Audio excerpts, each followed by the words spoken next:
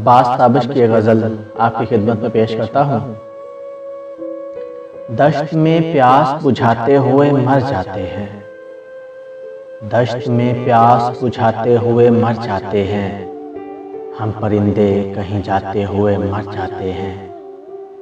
हम हैं सूखे हुए तालाब पे बैठे हुए हंस, हम हैं सूखे हुए तालाब पे बैठे हुए हंस, जो ताल्लुक़ को निभाते हुए मर जाते हैं।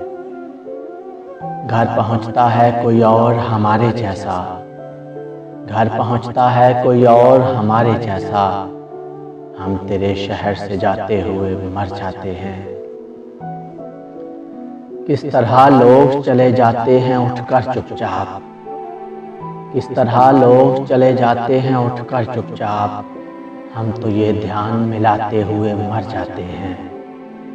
उनके कत्ल का भी इल्ज़ाम हमारे सर है, उनके कत्ल का भी इल्ज़ाम हमारे सर है, जो हमें जहर पिलाते हुए मर जाते हैं।